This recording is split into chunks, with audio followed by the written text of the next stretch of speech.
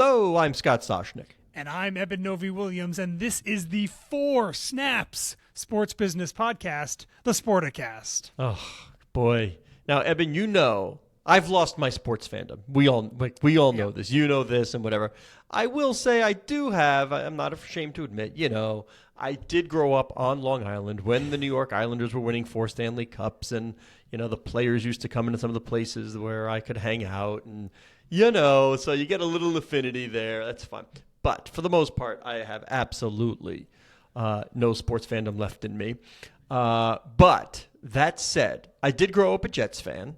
Okay. I was at Shea Stadium. I was at the last game where they got, crushed by the Steelers. I remember that.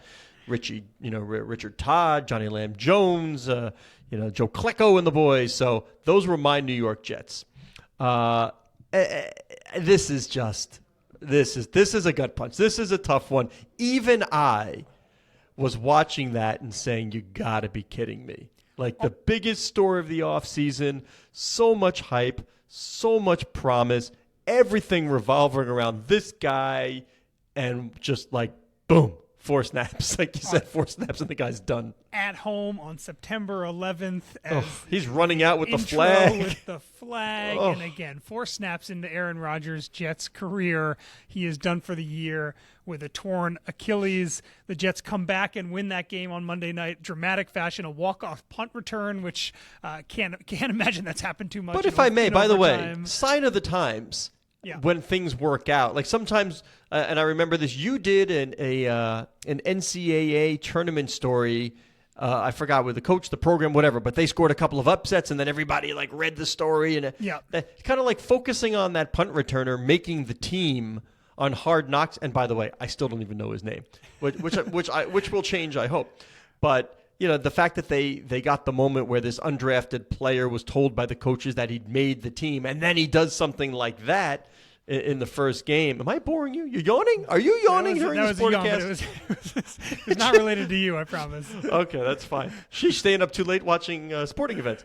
But that's just sort of a sign of the times, right? Here's this guy that, the moment would have happened, and that would have been it. And it just like, Coco Cough dancing on Kids Day. You get that video. But to have him be the focus and then to do something, it's kind of a sign of the times and all the reality stuff we're seeing in pro sports and media these days. But I don't know where I was going with it anyway. But that did struck me that it was him, and I'd heard of him because I had just seen that clip. Yeah, exactly. And Hard Knocks is another piece of the big hype train that went into the New York Jets and Aaron Rodgers this year. I can't imagine a fan base has ever been more down after a season-opening thrilling victory than Jets. Never felt worse after a big win. After this, but there's a lot of downstream business effects, Scott. Let's start with the TV. For obvious reasons, which we just rolled through, a lot of the NFL and its broadcast partners love the idea of putting the Jets in some pretty premium primetime slots over the next few months. We'll see if those stick. I guess it's going to depend on how Zach Wilson and the rest of the Jets seem to perform post Aaron Rodgers. I'm also not extremely optimistic about that. Was it Sesame Street that had a word of the day? Today's word of the day is flex. Is oof? Yeah, or flex. Yeah. Decent chance. Jeff Miller, who one of the chief spokesmen over at the NFL, said that on average the NFL and its partners flex, I think, 1.5 games a year. So it's really not that common. But I agree with you. I think there is a good chance if this Jets team seems to regress a little bit, good chance you're going to see less of them than you would have if Aaron Rodgers Can I ask you an unfair question? Absolutely. What's the Jets schedule like? What do they got coming up? Oh, man, I have no idea. Okay, I'm going to go for it now. You talk, and I'm going to go look and see what they've got coming up. So we'll do the win-loss. We'll win-loss and see. Really shows not just that the hype that Jets fans had. You know what's coming up? Yeah. Ooh, they're at the Cowboys. And then, by the way, the following week, hosting the Patriots. Then, by the way, hosting the Chiefs. Yeah. This was a broadcaster's dream a week ago, and suddenly turning into something slightly different. Again, I think this team still retains a lot of interest if the team is winning, but it's drastically different without Aaron Rodgers at the helm. So we'll see. I think, Scott, if partners decide they want other teams in there, or if they decide they're going to keep rolling with the primetime Jets, even though the main storyline and maybe a lot of the Super Bowl potential went out the window on Monday.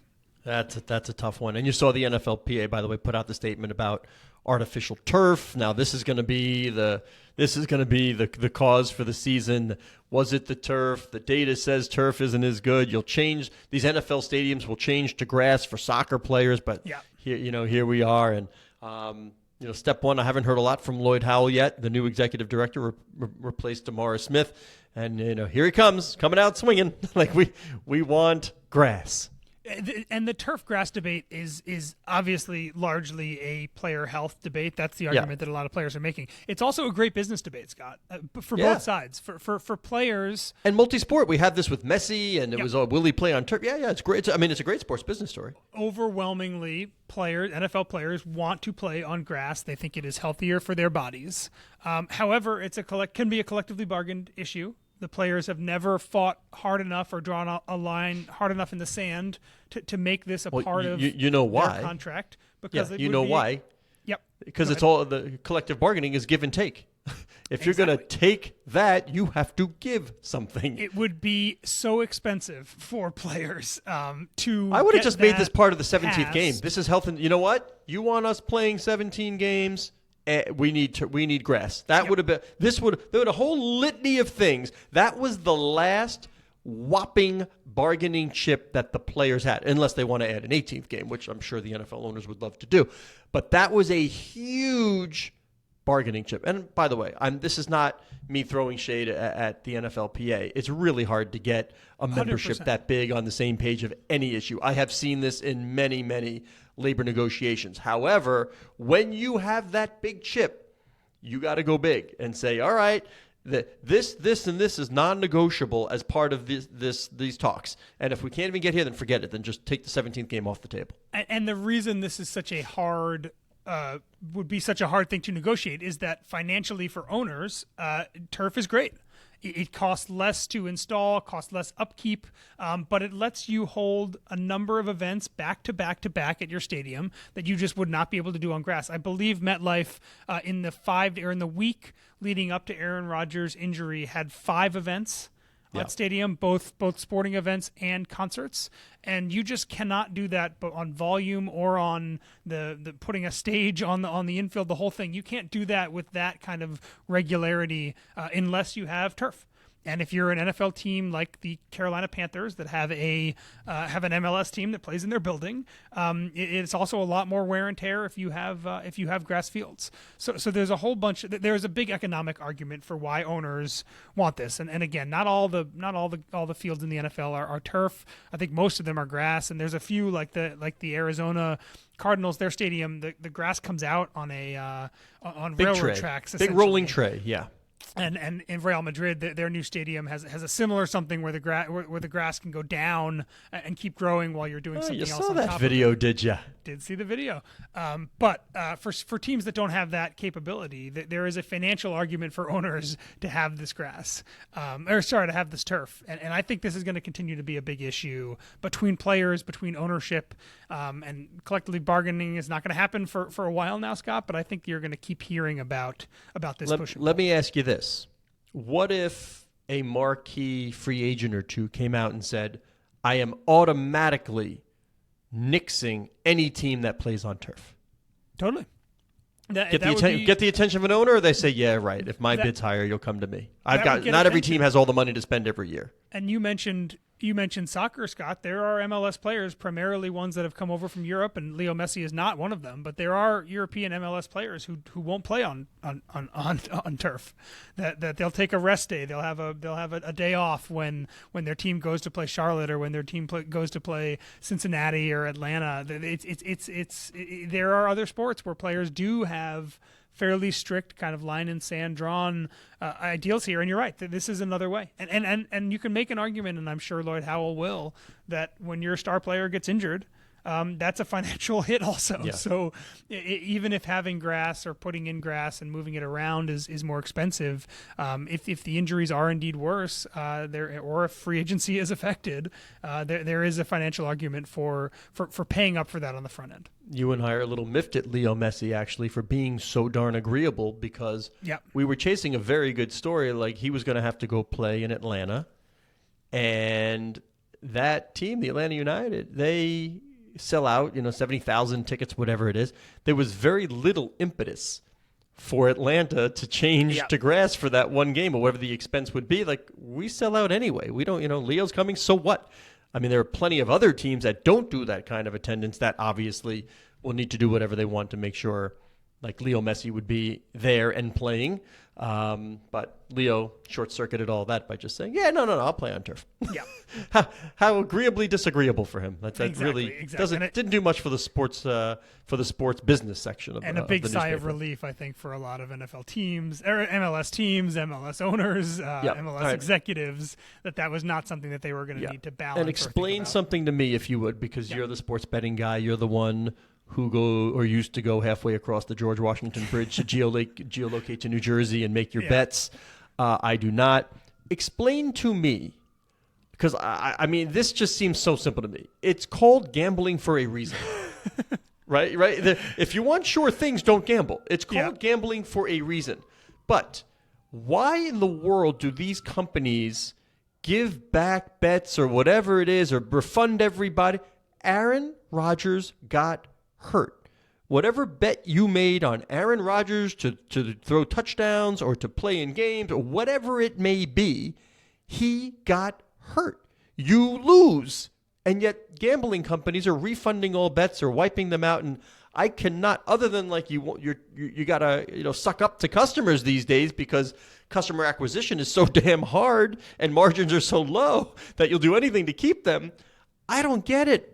Explain to me why these companies are doing this. You lost the bet. I think you hit the nail on the head at the end there. The sports betting companies and DraftKings and BetMGM both refunded with free bets all of the prop bets that were placed on Aaron on Monday night. The reason they're doing this is that all these companies are still in the customer acquisition mode.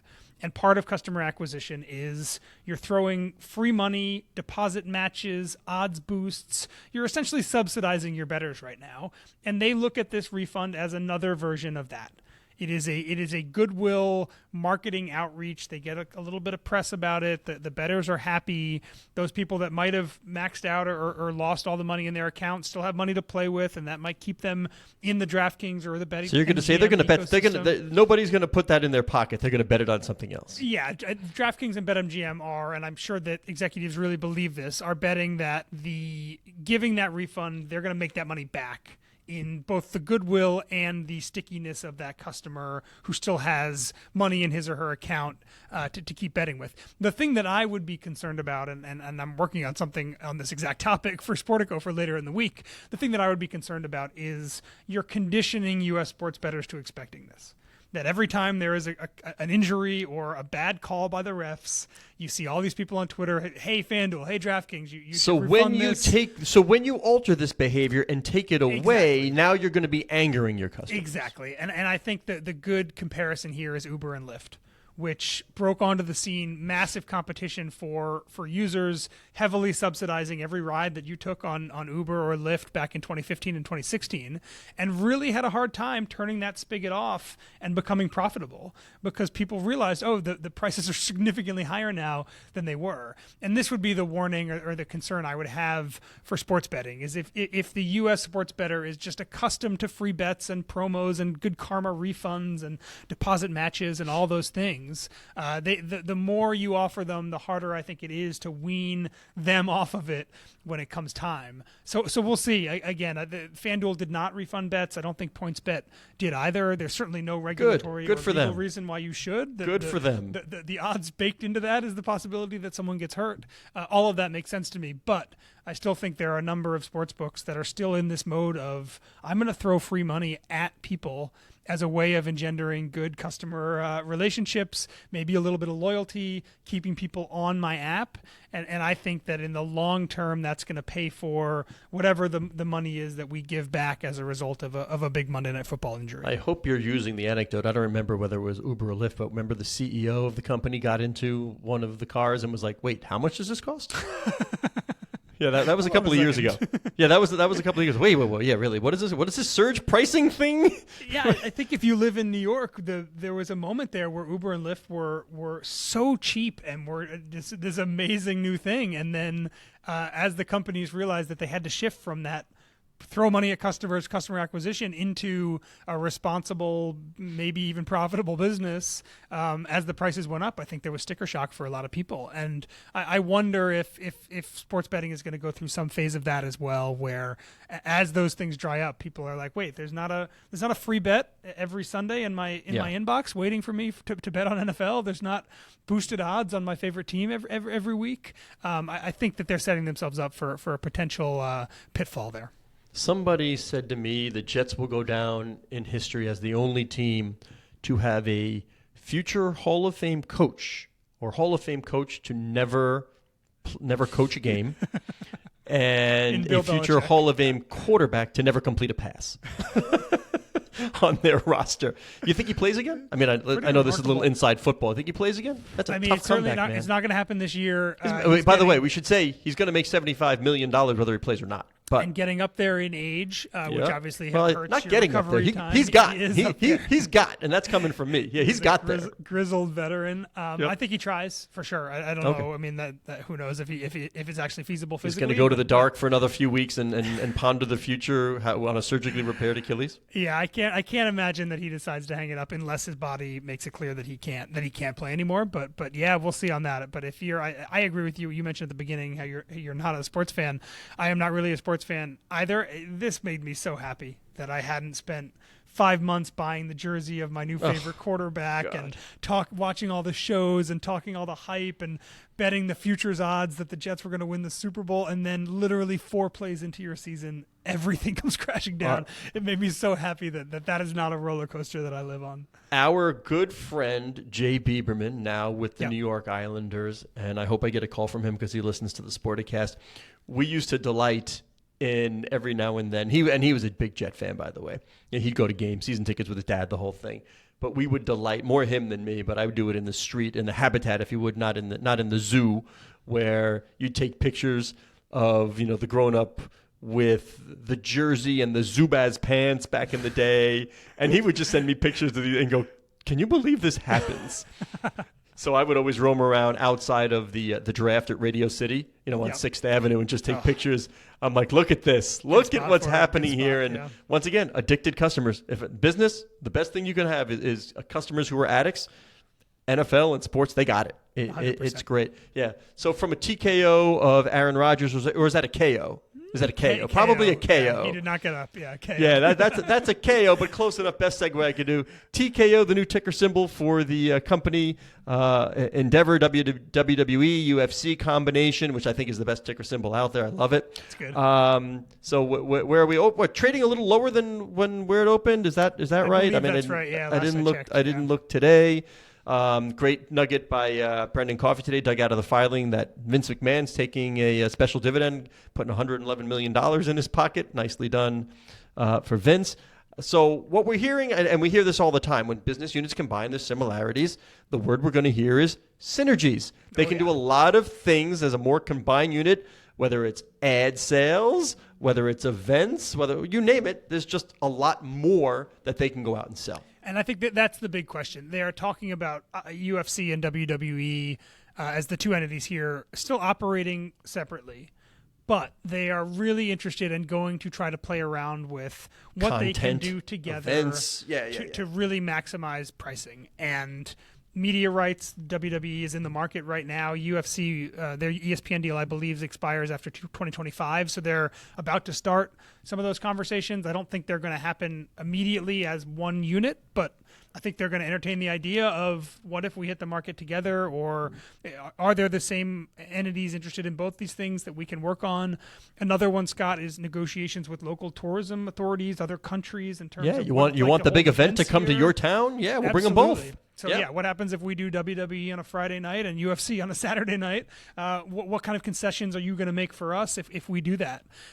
There's obviously sponsorship and corporate synergies. If you're doing events together, there's ticketing synergies. There's also talent synergies, Scott. It's not often that a WWE star moves to the UFC octagon, but we've seen it happen the other way quite a bit. Ronda Rousey being a big one, Brock Lesnar. But I don't think you need. I don't think you need to well. certainly. I don't think you certainly need to be a combatant. I think it just to have a superstar in one show up and participate Totally, in some yeah. capacity or be on the broadcast or whatever it is. Daniel And Cormier being another one who was a Yes, referee, yeah. I think, at a Yeah. WWE event. So you're right. I think you're going to see more of that as well.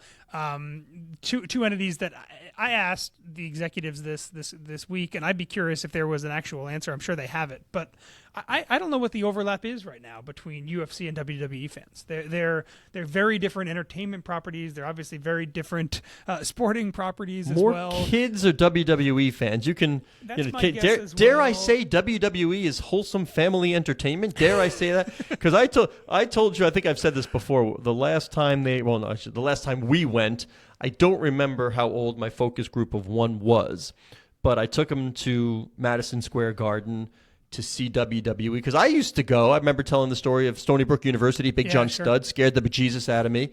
I saw some at MSG as well back in the day.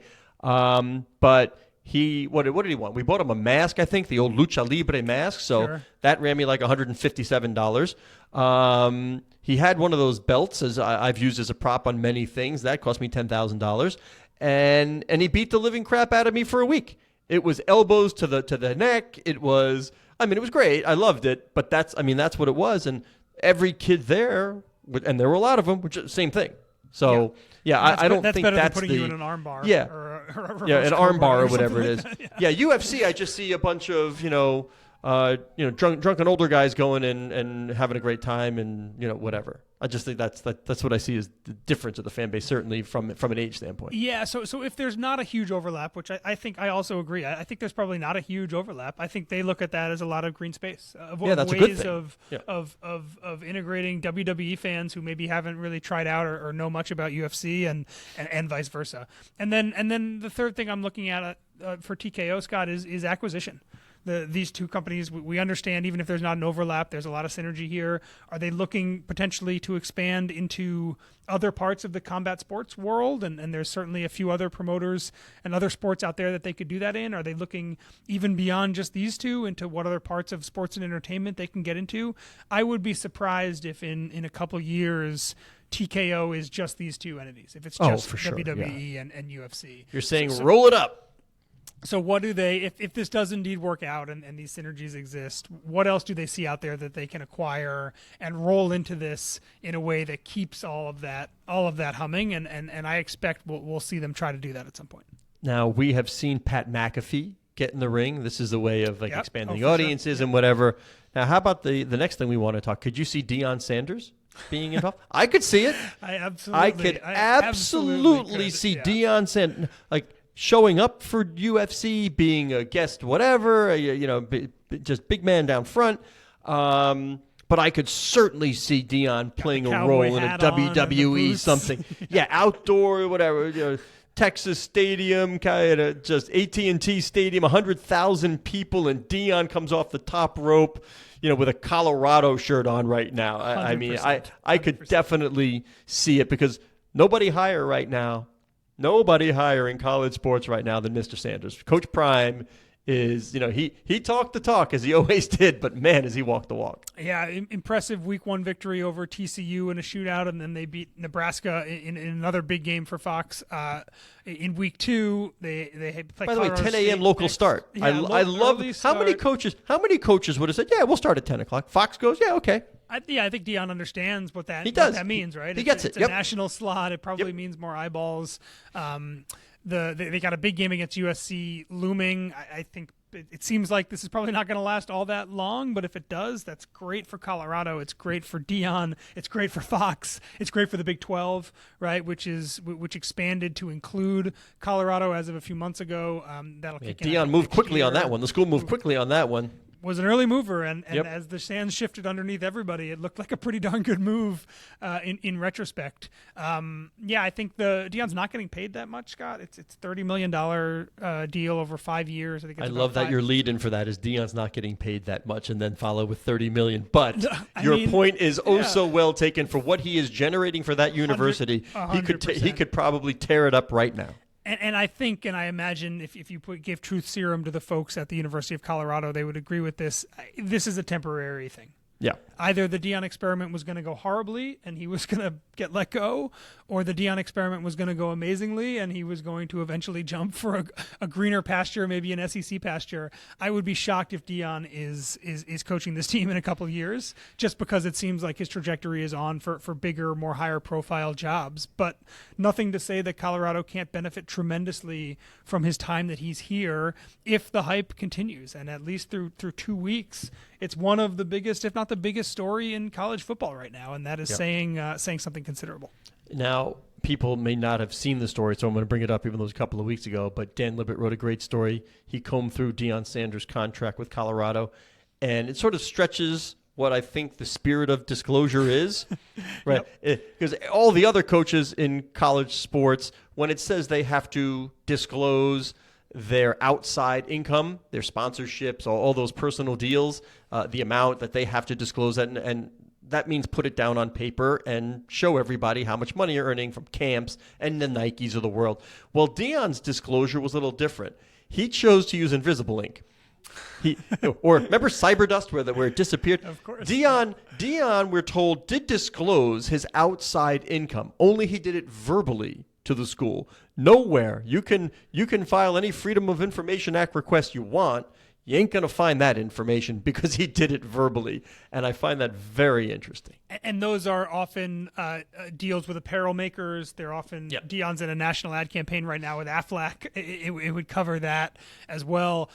For all the reasons we're talking about, I think Deion has maybe the most marketing potential of any college football head coach out there, and therefore maybe making way player, more anything. than any. Yeah, for sure. And the fact that we won't get to see that, won't be able to see potential conflicts of interest because it's done verbally. I agree with you. It's both the journalist in me and the public human in me also feels like that is a clear, deliberate end around the reason these open records or sunshine laws exist, which is to allow people to see what publicly employed employees, how they're making their money, how they're being compensated, etc.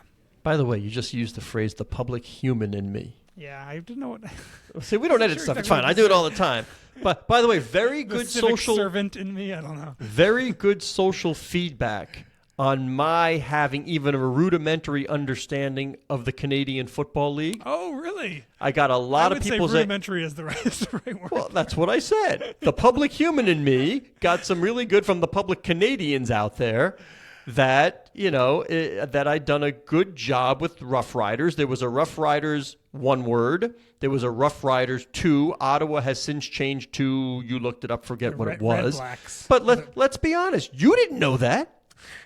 I didn't. I will also say that you thought it was Tiger Cats. But then I said it might have been. I did come back and say it might have been Rough Riders. You did say that. I did. In fairness to myself, and I like to be fair with myself, I was like, it could have been, just I knew that there were 2 teams that had same name, just one word, 1 2 words. Agreed. So I did get a number of Canadians reaching out to me to shout out to Canada to give me.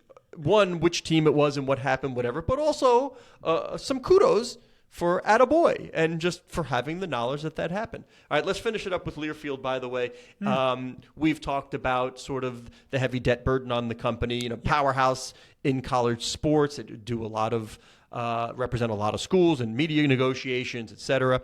Controlled by Endeavor the story here is that they have alleviated much of the debt burden, about $600 million of it. Also took on over $100 million in investment from capital that was already invested in the company. Now they will, like Clear Lake and Partners, will control the company now.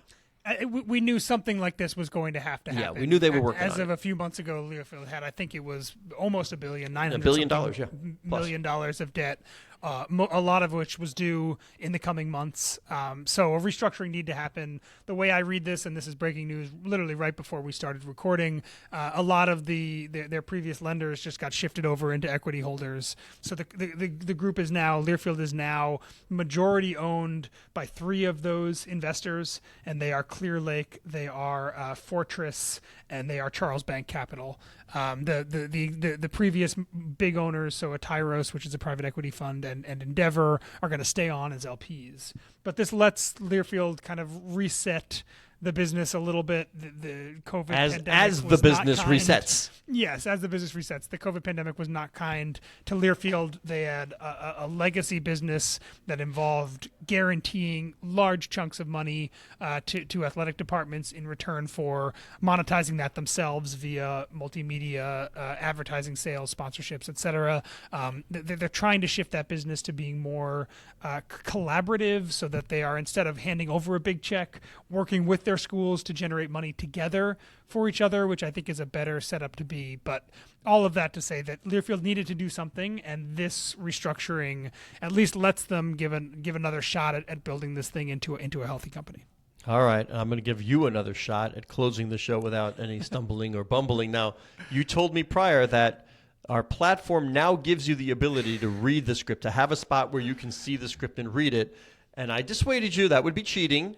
That's not good. Let's not do that. Let's stick with you having to memorize producers' names and order of how we like to thank our digital media editor and all things like that. So I yield the floor and my time to the man from Montclair, New Jersey. The good folks at Riverside are making my job easier, but I am refusing to take their help. I will continue to slog through this. That is my promise to you, the listener, and to you, Scott Soshnick, who you can find on Twitter at Soshnick. Well done. I am Eben Novi-Williams on Twitter at Novi_Williams. Show is produced by Keith Zanardi and Aaron Greenewald. Shout out to both of them. Sportico's digital media editor is Cora Veltman, and she wants you to know that you can follow the show at Sporticast, which is the hub of the Sportico Media Network.